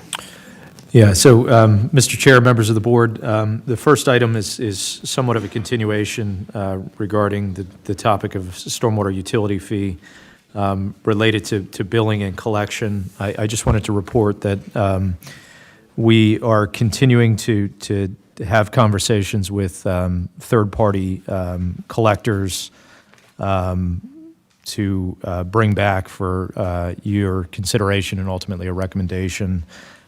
We did have discussions with the elected tax collector. She has confirmed that she would not have the capacity to do quarterly collection. So that was confirmed. When I say third-party collection options, we're looking at a variety of options, sort of the traditional options, the Berkheimers, the Keystones, but we're also looking at some other options as well that we'll bring back for your consideration. The one thing I did want to note is that, as these sort of conversations continue to go on, it becomes increasingly challenging to be in a position to issue a bill on April 1st. So I just throw that out there at this point. It's not a foregone conclusion, but there may be some delay in that initial bill, and we'll have to address that as we sort of progress forward. But just wanted to make mention of that. I know there was some conversation about the elected tax collector, and we were able to confirm that with her. We also did look at, I would say, more internal collection options. The challenges that we have there really relate to a system to manage accounts. We don't have a utility billing software program, for example. And while there are, payment portals that are available, in terms of providing account history to customers, tracking credits, variability of costs based on rate structure, we probably would need something a little bit more robust. So I'm happy to answer any questions that you may have. I have a question, and it's on the timing. We're not actually ready to collect, obviously. We don't have that in place. The Supreme Court is still looking at a case about stormwater. Would it be smarter for us to postpone this another quarter? Or, I'm asking your opinion as a manager. Potential. Again, I would probably not be in a position to give you a direct answer right now. I think those are sort of considerations. Again, as I mentioned, we do have obligations that we need to really start complying with. Many of those PRP projects, which again have it's been a 5-year permit cycle, and we've tried to get external funding to offset costs, but there's not enough external funding, quite frankly, in order to meet our obligations. So we do need to be mindful of meeting our obligations. Our goal is to be in a position where we have a funding strategy. We can start sort of the design work related to these PRP projects, and to the extent that we need to request some consideration from the department to extend deadline, at least we're going with a good faith effort, and we've put things in place that create sustainability as we move forward. So I'm happy to get back to you on that, but I need to, yeah. Yep. Mr. Chair, if I could.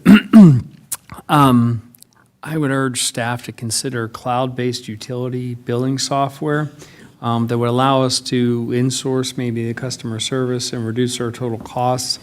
Ideally, I'd like to get out from under potentially merchant acquirer fees for credit card payments, so we can get those as direct deposits. Sure. Just because I'd like to see if we could make this such that it was less paper intensive, more electronic, and it would be cheaper for us to collect. Sure. My general preference is I don't like tax forms, just like anybody else. I don't. We used to have to file. It was this thick. It's less now, but fewer bills are better.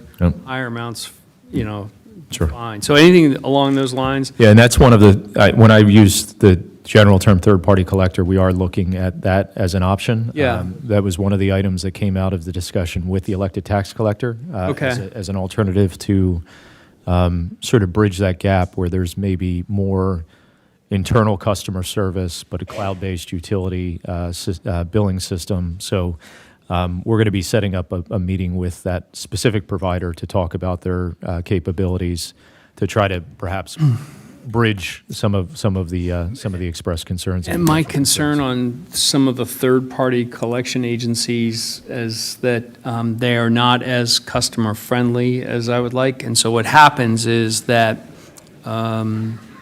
customer service gets exported to electeds, and you all know where I live, and you see me in the grocery store. I'd prefer those to be pleasant conversations. Yeah, no, we're absolutely cognizant of that and evaluating that, and that was in terms of confirming the capacity for quarterly collection. That was an alternative that was expressed, and we're looking at that alternative.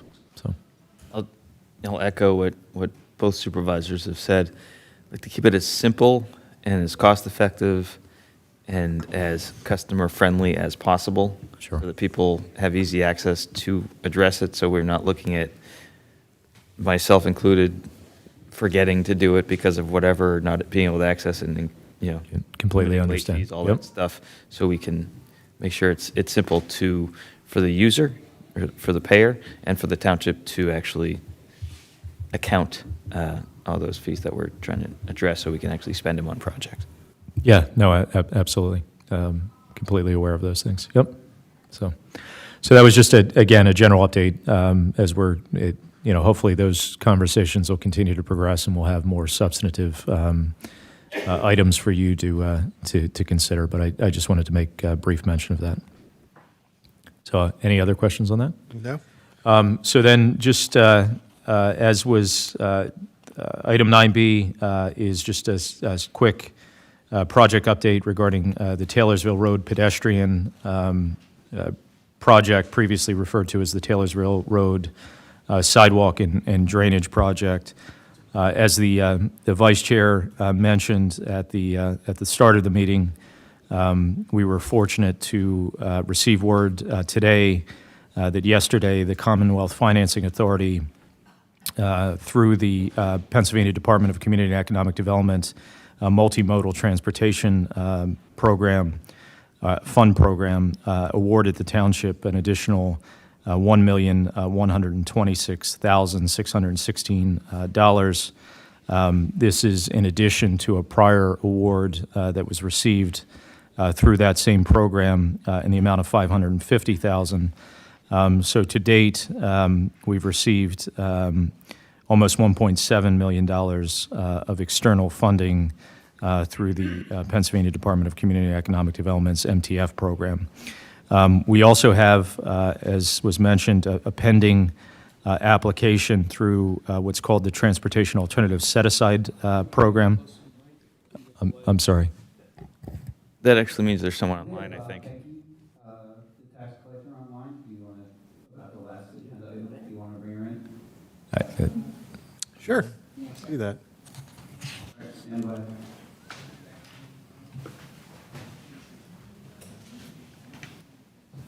Okay, Becky, you're in with the board. Do you have a question? Hello? Hi, we can hear you.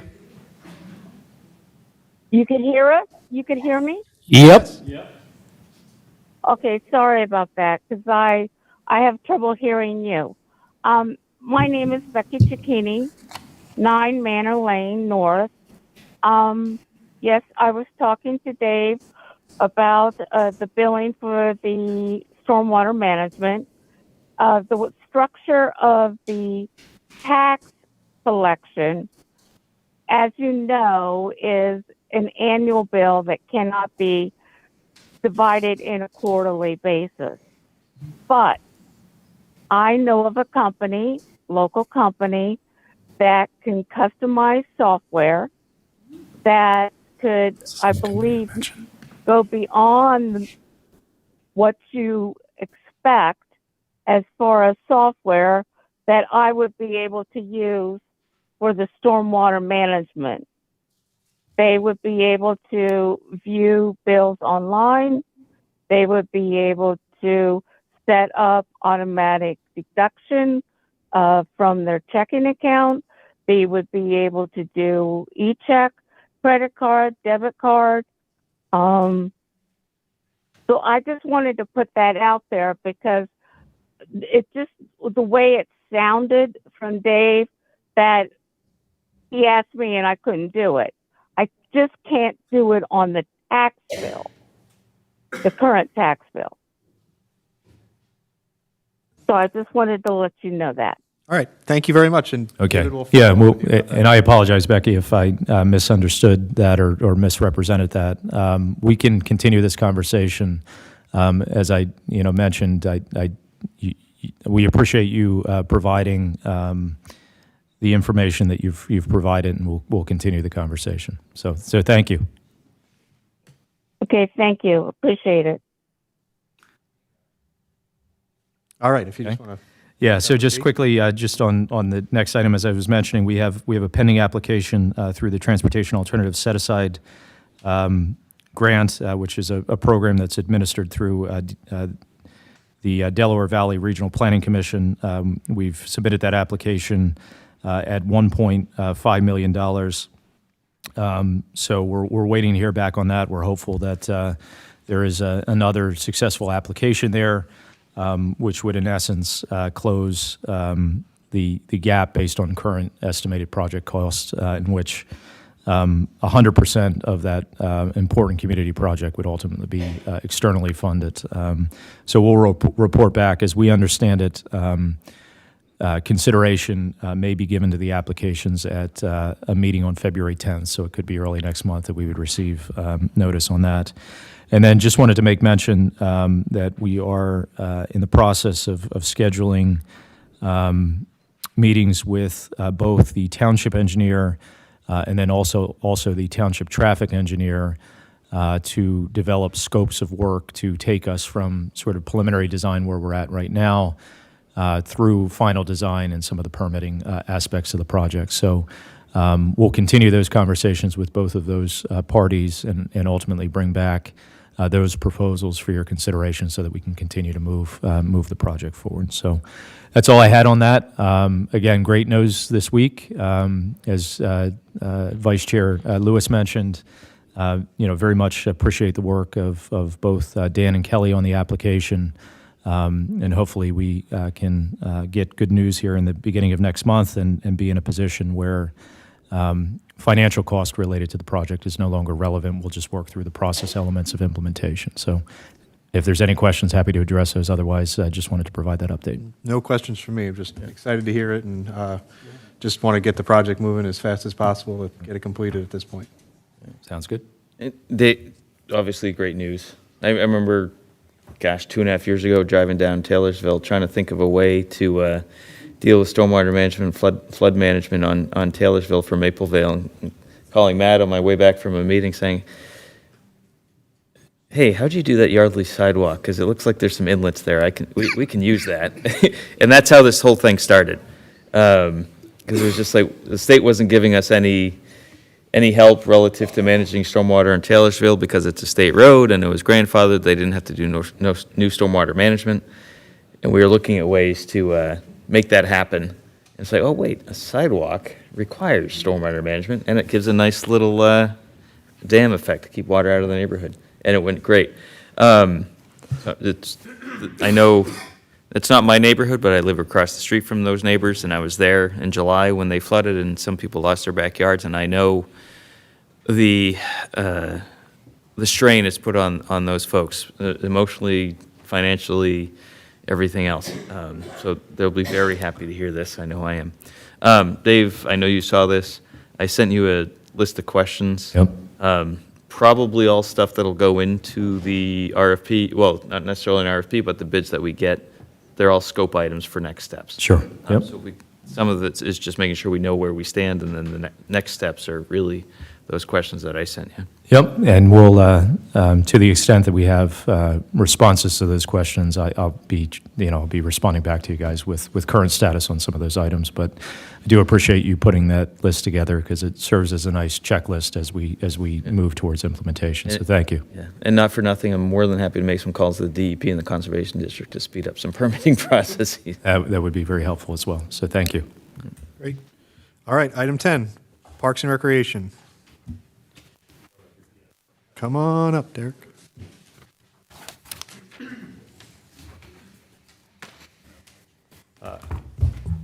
Good evening, Supervisors. In front of you this evening, under 10A, we have the approval of the 2026 Turf Management Program through Integrated Turf Management, CoStar's contract 029E22099, as budgeted in the Parks and Recreation Fund. Total cost of the contract is $26,221. Is there a motion? So moved. Second. All right, any discussion from the board? Has to be done. Any comments from the public? All right, I'll call the motion. All those in favor? Aye. Aye. Opposed? Motion carries 5-0. Thank you. All right, so the next item is our December 25 I'll sit here. and year-end 2025 police reports. We're going to do a new thing here where every month our amazing police chief is going to come up and give us a little report. It was on already. Good evening, Supervisors. Tonight I stand before you to present the December 2025 year statistics and the year-end for 2025 statistics for the Police Department. In December 2025, the Police Department executed 15 arrests, issued 3 non-traffic citations, issued 293 motor vehicle violation warnings, issued 83 traffic citations, and investigated 43 motor vehicle accidents. For the year of 2025, the police department made 133 arrests. That's up 24.2% from 107 arrests in 2024. The top 4 categories for arrests in 2025 were 22 for retail theft, 17 for drug-related offenses, 15 for assault, and 15 for DUI. The police department responded to 1,745 total incidents in 2025. In 2024, we responded to 12,438 incidents. So that's a decrease of 15.7%. In 2025, we investigated 393 motor vehicle accidents, and in 2024, 389. So pretty statistically steady on that one. In 2025, the police department issued 1,394 traffic citations, and that's a 44.6% increase from 2024 at 964. In 2025, the police department issued 3,943 motor vehicle warnings, up from 3,338 motor vehicle warnings in 2024. That's an increase of 17.4%. In 2025, we issued 85 non-traffic citations, which is a decrease of 20.6% from 107 in 2024. Some of our notable accomplishments last year: we hired 6 new police officers during the summer of 2025. All successfully completed their field training program in the summer and into the fall. We replaced 3 command positions and multiple supervisory positions, all in the fall of 2025. 1 officer completed the Enhanced Emergency Management Training course through Texas A&M at no cost to the township. Other officers are scheduled in 2026. Emergency management plans were completed, and some remain in the process going into 2026. And now all 41 sworn members of the department are certified in Incident Command 100, Incident Command 200, and Incident Command 700. Lieutenant Omler, in the fall of 2025, completed the New Jersey Police Chiefs Association's Command and Leadership Academy, formerly known as West Point Command and Leadership. And in the fall, Lieutenant Hillman began the Northwestern School of Staff and Command, a $4,700 course at no cost to the township. We've increased our community policing initiatives, with the police department attending and are coordinating events such as, but not limited to, movie nights at the park, Coffee with a Cop, township Halloween events, and many, many more. In the fall, we obtained an unmanned aerial vehicle, otherwise known as a drone, at no cost to the township through a CSX grant. We also upgraded and initiated training for these pilots of these drones, with 1 officer receiving FAA certification in 2025 and multiple officers scheduled in 2026. We also obtained private funding from 2 separate donors for the replacement of handguns for the entire police department in 2025, and that is ongoing as well. And that concludes my report. Thank you. Is there any questions for the chief from the board? Cal? Sure. Yeah, there were 2 big, large numbers that kind of popped out, and I just wanted to ask for what explanation you can give. So arrests up 24%, but incident response was down 15.7%. So we responded to less, but we arrested more people. Do you have a sense of what was driving those 2 numbers in different directions? I do. On the incidents, we could speak for that first. For a large majority of the year, we were down several positions. At our low point, we were down 9 of our 41 positions, almost 25% for more than half the year, I would say. The arrest parts most of those are self-initiated, so why they're up? So what's a self-initiated arrest? Where we're not responding to calls to make the arrest, where we're making the arrest based on field stops or motor vehicle stops. Understood. And a lot of those are coming with the expanded use of automated license plate readers that alert us to people with warrants or some Right. other type of motor vehicle violation, which then leads to an arrest. Yeah, and I think that program's been a big success. I think we all watch it in the updates every month. I mean, getting folks that have committed some serious crimes in other areas off the streets. It's a service to the whole region. So, thank you, Chief. You're welcome, sir. I'm glad you're doing this, Chief. I think this is something we should do regularly, which I know you're doing, so I appreciate that. It's good to have this information for us and for our residents so they know what's going on. So commend you for that. Couple questions. I noticed we have a lot of traffic warnings, nearly 4,000. What could you explain why you'd give a warning versus an actual citation, just so people understand what that means? It's different for every officer, but if an officer believes that their stop and their discussion with a motorist will change their behavior, they would be more apt to give a warning than a citation at that point. Okay. So, a little bit of carrot, a little bit of stick, right? And then, it's not on here, but something I see a lot of in the blotter is whether it's identity theft or some level of fraud, that seems to be anecdotally, I don't know if you have numbers on that here, but it just seems like we have a lot of that in this town. I don't know if that's everywhere or just there's My experience here. is in fact everywhere. Yeah. It's getting hard to be a conventional criminal between DNA collection at the local level, fingerprints, cameras, automated license plate readers that we just spoke of. Yep.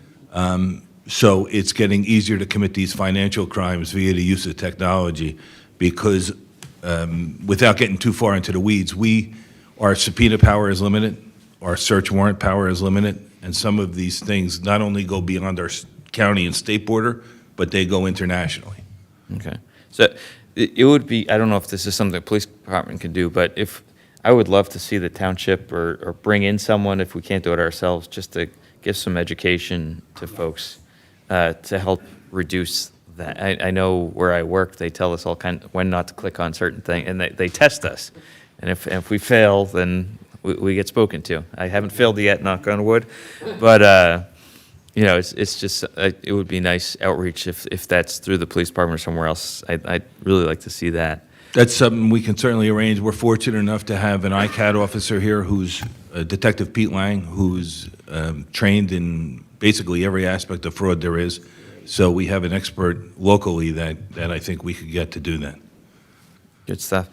And then otherwise, if anyone hasn't signed up yet, I know you have your, Supervisor Lewis, I think it was in the announcements. Yes. You have your Citizen Police Academy, or as what I'll call a Citizen Police Academy. So I think it would be, if anyone's interested, this would be a very neat experience to understand how the police department goes about their business. Participate in that. And last but not least, I wanted to, because you mentioned it, Captain Tim Reeves, wanted to thank him for the work, and Tim Chamberlain and others on the Emergency Management Committee putting that stuff together. I'll do announce that in my supervisor report. We're probably going to have a meeting in March, and we're meeting more frequently because that's really coming a long way, partially through your leadership. So I appreciate that. I'll pass that along. Thank you. All right. Thank you very much. Thank you. Have a good evening. Yeah, thank you, Chief. Thank you, Chief. All right. Derek's up again. Item Back. 12, Public Works. I didn't go anywhere. Item 12A. Wasn't allowed to move. Yeah, I wasn't. I was told to Yeah. sit. Item 12A, project update, Highland Drive drainage improvement, which is the culvert replacement. Unfortunately, the fence should have been completed by now. The subcontractor received the right panels, but the wrong post. So we're waiting for the manufacturer to ship them out to us. They're expected within maybe 2 more weeks. They had to refabricate one. Again, it was either the panels or the post. Well, something was wrong that didn't match properly. So that's why the fence has not been installed yet. Any questions on that project? Yeah. So beyond that, go ahead. Sure, I'm sorry. absolutely. Yeah, I was going to say, I received unsolicited kudos for you on your behalf for that particular project. Visually, people in that neighborhood like it. It looks good. It Yeah, does it looks look good. great. It's different, right? I mean, Yeah. but it's And I believe that homeowner will be planting some trees in the future once the landscaping is done, so I think it'll look very well. Yeah. And to your point, I live in the neighborhood. I had lots of heavy equipment parked almost on my lawn for months. You were right there. Yeah, I was the environmental inspector on most days, I think. It's going really well for the most part. Looking forward to the repaving, and like, special thanks to the 5 or 6 neighbors that live in that stretch that was shut down for a while. They put up with a Correct. lot. You did. No complaints, and they were, I think, I don't want, sacrifice is probably a little too strong No, a word. it's true, yeah. But they definitely kept a stiff upper lip when all this work was going on, to allow it to go quickly, because they understood, and I had these conversations with them directly, they understood that the benefit this would have to their neighbors. Mm-hmm. A couple, 3-4 months of disturbance to their lives and whatnot, and some torn up driveways, I guess, but I think everyone that lives there understands that it's for the benefit of everyone. So thanks to them. But the riprap looks great. Definitely looking forward to the orange construction fence. Yeah, no, I was hoping that would be done by now, but yeah, of course, something always goes wrong, but yes. I just didn't know if you wanted to just general tentative, I mean, it's going to be weather dependent, but in terms of the final restoration work, you anticipate that occurring in? Once the weather I mean, again, who knows how long winter lasts here? Hopefully, once weather breaks, again, hopefully late March, early April would be reasonable for paving to resume. And to your point, the temporary pavement they put down? Correct. I know it's starting to get chewed up a little bit by the plows. That's understandable. We know it's going to happen. If they need to fix anything, if it gets too chewed up. Absolutely, and we're in conversation at least once a week, once every 2 weeks. So yes, if any of the residents notice anything getting detrimental that we don't see, yes, the contractor is more than willing to fix whatever needs to be fixed. There's obviously potential for potholes coming. There's some stuff Absolutely. that's getting slightly torn up but not bad yet. And if I could make a request to you and the chair at some point during his presentation to address your plans for the upcoming massive snowstorm that's being predicted, so that our residents understand what the plan of attack is for this weekend if we do get I've heard everything up from a foot to 2 feet of snow that's predicted. So Yeah, absolutely. So. All right. Item B. Item B, letter B. Big Oak Road, State Road 2024, and Makefield Road intersection improvement project. We are asking for authorization to release the bid for the project. So moved. Second. Any questions from the board? Can I just ask, as I live in that area, what is the plan? So obviously, that intersection is probably one of the oldest ones still in Yes. the in the township. it's This old. was I don't even know what year the township received an Yardley grant. 17? 2017, we Yes. received a grant to do that intersection. It's time to do it. Oh, thank you. So it will be. It's a rough intersection. Mostly pedestrian ADA improvements and new thank you. traffic signal. It's computer-driven, radar, all that stuff. So it's much-needed improvements to there. You won't see much of a turn lane changes. It's more or less equipment and pedestrian accommodations. That's what I kind of thought. It needs it. Correct. Any comments for the public? All right, I'll call the motion. All those in favor? Aye. Aye. Opposed? Motion carries 5-0. Thank you. Letter C, Taylorsville Road Trail Crossing Project. Again, requesting authorization to release the bid for this project. That is the project to connect the trail on Woodside Road to across Taylorsville, and again, then cross Woodside to get to the property at the Joint Toll Bridge Commission to ultimately get to the DCNR Canal trail system. Is there a motion? So moved. Second. All right, any questions from the board? Any comments from the public? All right, I'll call the motion. All those in favor? Aye. Opposed? Motion carries 5-0. Thank you.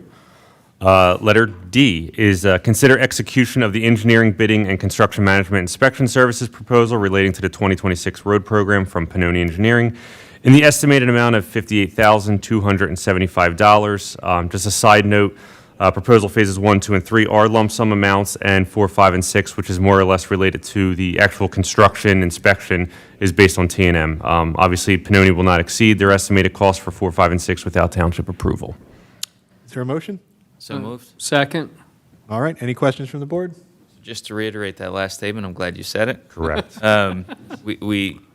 Past history is not always that, right? So Correct. We definitely have rock-solid contract that's, these aren't estimates.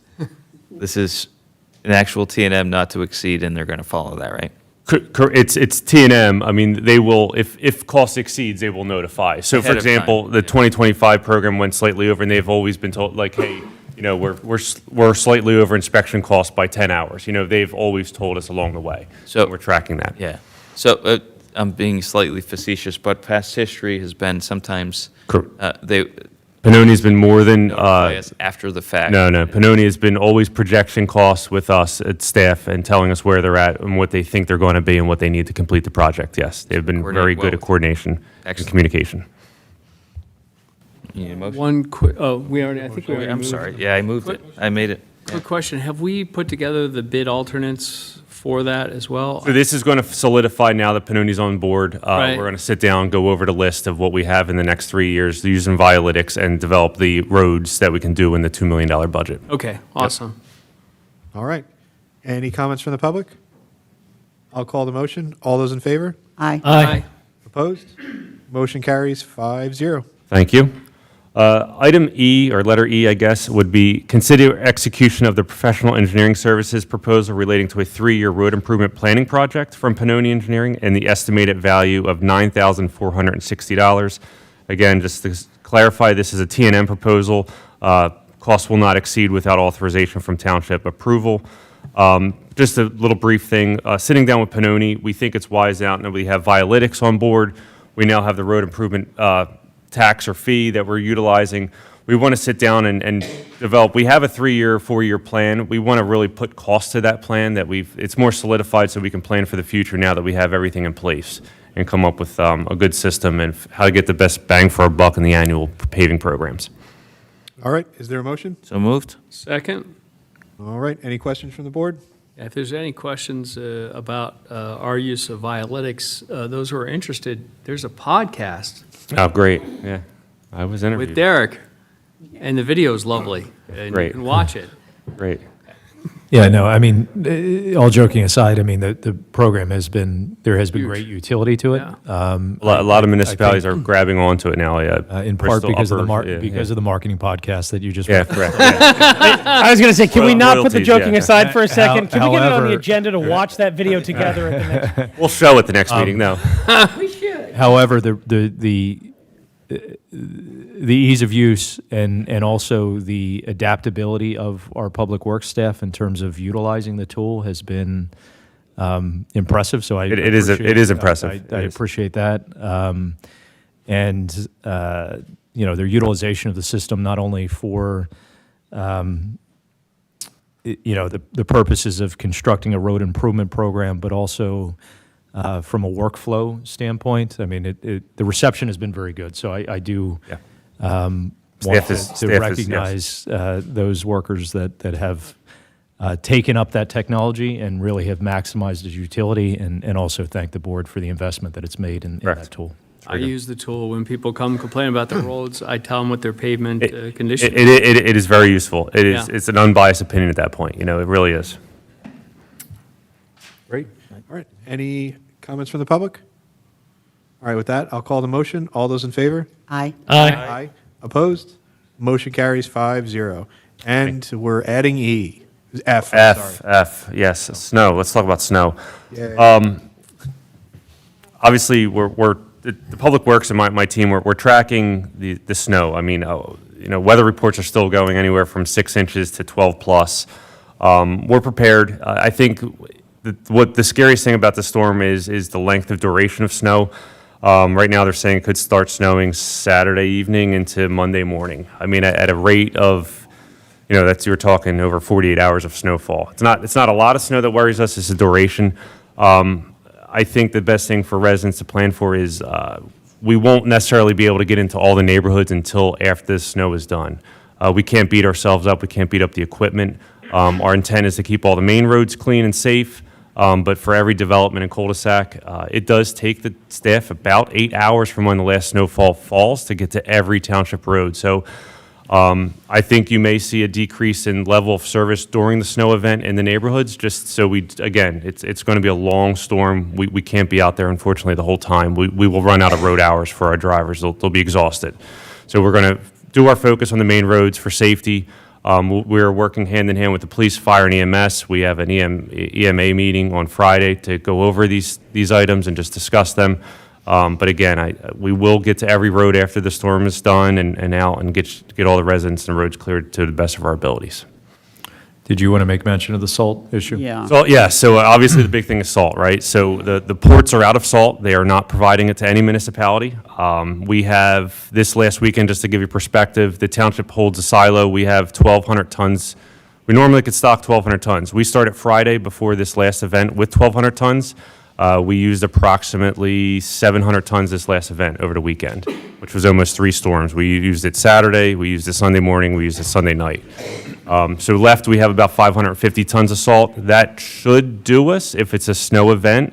Again, you may not see black roads. We need to conserve it, and it will be used at the end of the event to ensure everything is safe and we don't get frost over. But again, if residents could stay home, that's the best. I think the police will agree with that. The best thing is to stay off the roads, let us do our job, let us clean up after the snow falls, and then let us get the salt down. So it may not be, again, just the duration. It may not be what most residents are used to seeing, but we'll get you guys out as soon as we can. This may be more for Dave, but it could be for you and or Chief. We obviously don't want people on the roads with a snowstorm. Is there any plan for those that may need it to open the community center as a warming station or anything like that? That's part of the discussion. That's on our discussion on Friday when we sit down with the emergency management coordinator, EMC, and staff for fire, EMS, and police. By Friday, we'll have the best forecast, right? I mean, we're still guessing in the crystal ball. So Friday, we're going to make those determinations. Please follow, obviously, our Facebook, police's Facebook. We'll get as much information out as we can Friday afternoon once we make those determinations. If we need to open a community center, if other things need to happen, we will get that information out. And just a reminder, if we do get that much snow, Stay home. try to stay off the road. I grew up in Maine. I grew up shoveling till forever. The joke in my family is my father had 3 sons, so we'd never have to shovel a driveway. And unfortunately, I was the youngest, so I was the only one there for several years shoveling the driveway on my own.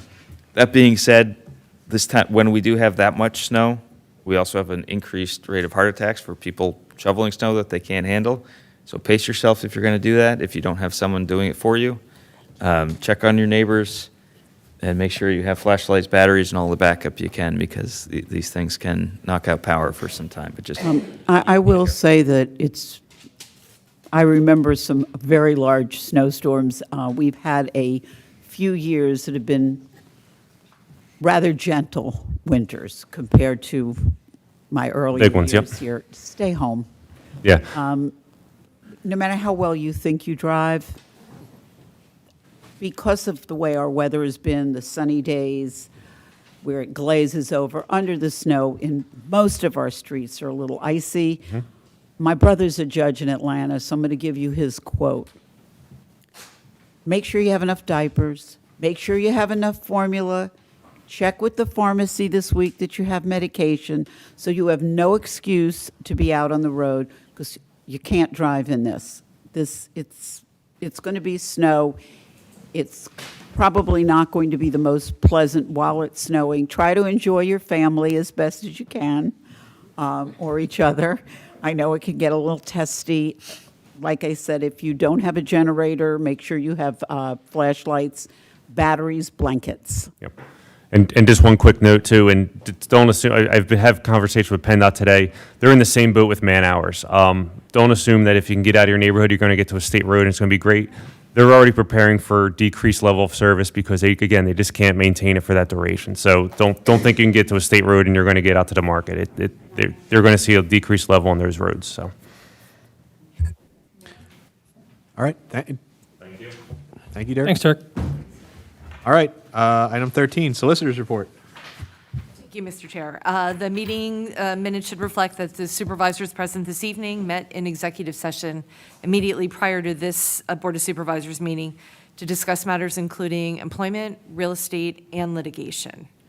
Item 12A is to consider authorization of the execution of the form of consent to assignment relating to golf management agreement between the Township and Highlands Golf Course Management Company, or Sports Facilities Companies LLC, and Spirit Golf LLC, who is our current manager of Highlands, as amended. So moved. Second. All right. Any questions from the board? No. Any questions from the public? Oh, do you have a question? And just to clarify, we're not approving their acquisition or anything like that. We're just, it's almost like a sublease. We're approving that their ability to sublease this so that they continue the service for us over the course of the next year. True, it's just a consent. Sure. It's a consent too. Come on up. You just I'm sorry, you don't want to speak into the microphone. have to please come up to the podium, state your name, township resident. Andrea Breeswick. I live at 659 Leslie Lane in Yardley. I've been up in front of the board before speaking about the drug rehab center, and I wanted to know if there's you have any idea if you guys are going to litigate or not litigate, but go forward with an appeal. That's actually my next item. I didn't see it on the agenda, so I was just introduction. asking. We should vote on Let's this. finish this, and then we Yeah. will, Yeah. I promise you all, I will address that. Mr. Chair, we call the question on 13A. Oh, yes, I'll call the motion. All those in favor? Aye. Aye. Opposed? Motion carries 5-0. Okay, thank you. A new item 13B. Yes, we are in receipt of this Township Zoning Hearing Board's decision on the Banyan, commonly known as 600 Township Line Road. That decision, we have been authorized and requested by the board to review it, analyze it, and draft the necessary response or appeal. And we're in the process of doing so. Are you going to go forward with the appeal? In all likelihood, yes. They will have to vote on that, but yes. Thank you. I appreciate it. And we're planning to have that on our next agenda. Yes. It'll be on the next agenda to solidify if the appeal is filed. Thank you. All right, item 14, supervisor reports. I have no report. I'm first. Next is Supervisor Lewis. Very quickly, Citizens Traffic Commission met this week, didn't have a quorum. We do have openings on the Citizens Traffic Commission, so if you're an amateur traffic engineer, and we have a lot of them in Lower Makefield, we would love to have you join the Citizens Traffic Commission. That's all I have at this time. Supervisor Coyle. I spent some time serving on our planning commission, and I said it was the greatest commission in the township, and I have been educated. In fact, Farmland Preservation Incorporated, Historical Architecture Review Board, Historical Commission, Human Relations Commission, Patterson Farm Master Plan Committee are all the best in the township. So this week, Farmland Preservation, the Historical Commission, and the Patterson Farm Master Plan Implementation Committee all met over the last 2 weeks and re-elected their existing boards to the same positions. So I congratulate those folks on being appointed by their peers to those roles and thank them for their continued service. One update from our good friends at the Historical Commission: we are expecting to finalize our application for the inclusion of Patterson Farm on the National Register of Historic Places at their meeting next month and submit that to the state. So that should be an exciting meeting, and we should all be happy about that. Thank you very much. We also have an opening, I believe, on the Historical Commission as well. So if anyone is interested, please reach out to admin@lmt.org and express your interest. All right, thank you. Supervisor Reese? Yes, the only committee that has met has been Parks and Recreation. There are openings on the Parks and Recreation Board. If you are interested in our parks, the different recreation activities, the pool, please put in an application. We really would like to have your input. Parks and Recreation had a very short meeting. It was mostly a very short discussion on the ongoing plans for the third, I believe it's the third. Phase 3, yep. Phase of Memorial Park. And as that goes, I will report back. Thank you. And last but not least, Supervisor Grenier. All right, the Board of Auditors met for their one time a year, and they reconstituted themselves, so good for them. Emergency management, as you heard a little bit from Chief earlier, we're looking at a March meeting, and not yet scheduled, but I will say that next meeting, hopefully. And then Zoning Hearing Board met last night. couple of items on there. They approved a variance for the construction of a large home on River Road that's located in the regulated floodway, so between River Road and the river. That was a 3-2 vote. I would anticipate a decision, 45 days? Or the opinion? Yeah, they have 45 days Ooh. to issue a written decision. Right. From yesterday. Right. Yes, and then if there's a decision to appeal, we have 30 days thereafter. Right, so that may be another one the board wants to pay attention to. And then we had what was the continuance? Because that was one that we've been following. Is 71 Manor Lane, I think is the correct address, also a reconstruction of a home in a floodplain, or partially in the floodplain, if I recall the details. So we're starting to see more and more of these variances for construction, similar to what you were saying earlier, Judy, about buying homes at a lower value and building much larger homes in a floodplain. Now, I just, it came to my attention, because I was on the zoning hearing board, that one of our, that we did have someone fined for not following the order of the zoning hearing board about a fence that is about 3 feet too large. No, I hadn't seen that one yet. And then next meeting. Yeah. Yeah, the next meeting, the next zoning hearing board meeting, because they're going to meet before our next meeting. Some of our residents in the room tonight will know this one very well. The address, what is it, 136 Old Oxford Valley? Correct. That has been remanded to the zoning hearing board for one specific person to offer questions. So they'll have to vote on that again at the next zoning hearing board meeting. And that is the end of my report. Right, it was just a limited scope for remand. Right. All right, thank you. All right, item 15, discussion items. We do not have any. Item 16, other business, and we do not have any of that. And 17, appointments and reappointments to boards and commissions. Mr. Chair, I'd like to make a motion to appoint James McCartney to the zoning hearing board. I'll second. All right. Any questions from the board? Any comments from the public? All right, with that, I will call the motion. All those in favor? Aye. Aye. Opposed? All right, motion carries 5-0. Are there any other appointments or reappointments to the boards? Mr. Chair, can I group these, or you want them one by one? Absolutely. So, Mr. Chair, I'd like to make a motion to appoint 3 members to the 9/11 25th Year Remembrance Committee, Mr. Dan Powell, Mr. John Hughes, and Ms. Frances Thompson. Second. All right, any questions from the board? Real quick, how many members are we going to have ultimately? Is it 7? It has not been, it's sort of an ad hoc committee, so there's no Yeah. definition in little terms of maximum Discussion number of between members. 7 to 9, but Okay. we didn't set a firm number. Right. I just want to make sure that if we're putting 3 on tonight, that we're not limiting some folks that maybe haven't applied yet. Yeah, I don't That's think we all. picked a ceiling. And I we think had all kinda great, left it. nothing against anyone that interviewed. Yeah. I mean, I think the general discussion has been in that 7 to 9 range, just to make sure that the committee is manageable. Obviously, to the extent that there's additional sort of ad hoc support, I mean, people can participate in that regardless of whether they're named to the committee or not, but. Excellent. All right, any comments from the public? All right, with that, I'll call the motion. All those in favor? Aye. Aye. Opposed? Motion carries 5-0. If it would please the chair, can I make a number of group reappointments? Absolutely. So to the Historical Commission, I'd like to reappoint Joe Camerata, Tom Gentry, and Helen Hines as full members, and elevate Mr. Jeff Bedser, who's currently an alternate, to full membership. To the Parks and Recreation Committee, I'd like to reappoint Kim Rock and Doug Kraus.